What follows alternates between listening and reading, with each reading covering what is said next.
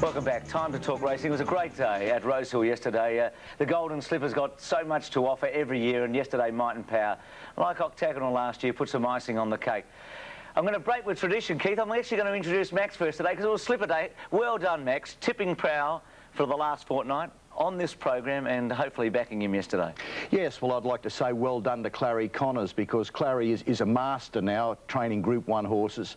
He's the hero of the Slipper. I'd also like to congratulate Chris Muntz, of course. Chris took over when Shane Dye sacked Prowl, I thought a little bit prematurely last Saturday, but Chris got him out of the gates, got him mobile. A magnificent performance by horse and jockey, and of course New Haven Park, who bred the horse and developed the horse. And Keith, welcome, and your thoughts on the big race? Oh, it was fantastic. Look, I've got to put in a carbon copy of congratulations to Max this morning, Bruce. On the 26th of January at Moonee Valley, the first night meeting, Max was a guest speaker for the Winners Club. He tipped Prowl then. So a fantastic performance. And as for Clary Connors, that was his third. Yesterday for Max, it was his first. Max, I feel like I'm sitting next to a genius after all of that. Let's go to the race. A lucky mug, actually. It is the most important. This is not an idle boast. This is the truth. This is the most significant two-year-old race run anywhere in the world in any year. The Golden Slipper. Here's what happened yesterday. Stand by for a start. Off in the Slipper.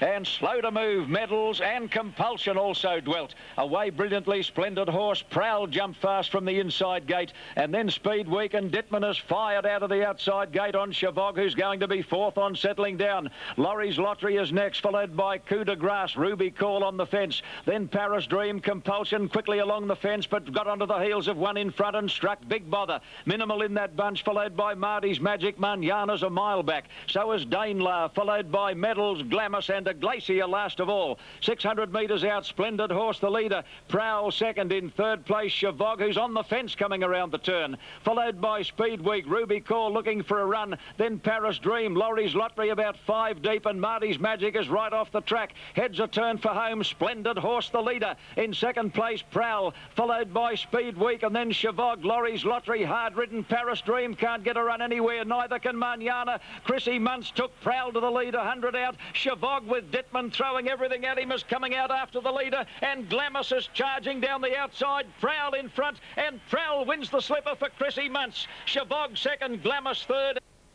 And Connors and Denham, the two trainers, dominated first and third, second and fourth respectively. We're going to have a look at the replay of the last 400 or 500 metres here. You'll see Mick Dittman on Chavog, on the fence, white cap, knocks over Ruby Call, but right now you must have been counting the money, Max. Yes, but I must pay tribute to the enforcer. This will be remembered as one of the great rides in the Golden Slipper that did not win the Golden Slipper, because he came from the 16 gate after going a furlong. He was on the fence. My commiserations to the connections of Ruby Call. That was could be interpreted as a drastic act by Mick, but you've got to make a split-second decision. He just went a trifle too far. That's what can happen. That's what got him a $20,000 fine and 6 weeks suspension. But by gee, that was a ride, the sort of ride that you won't see every day in a race course. Clary Connors too, letting Shane Dye know post-race that he'd made the wrong decision, I believe, Max. Well, I think the point is with Clary Connors and Shane Dye over this, you would have thought that old results would have counted for something. They've had a great association. If it's a toss of the coin decision, you would have thought, well, I would have thought Shane Dye would have stuck with Clary, but Shane does his own thing, and might I say, he does it pretty successfully. He does it extremely well. It was Chrissy Muntz's day as well yesterday. He was absolutely wrapped after winning his first Golden Slipper. He's a super horse. He really entitled to win the race the way he did today. The one barrier helped him, but, you know, he probably still won anyway. No better feeling? Better feeling? No better feeling. Oh, no better. No, mate, this is the best. Yeah, it doesn't get any better than that. Keith, we know who's going to be Horse of the Year after yesterday. No argument now. Sure, and I think when Chris Muntz grows up, he'll be able to be a jockey, won't he? Isn't he tiny?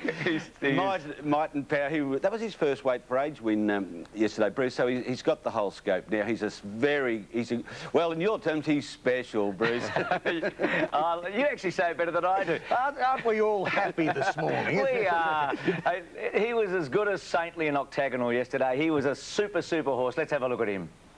Dye's hard at work on Gold Guru. Larry Cassidy's hard at work on Vitronite as they come to the turn. Might and Power's in full flight on the corner. He led by a length and a half to Gold Guru, getting to second, but under desperate riding. Might and Power kept away.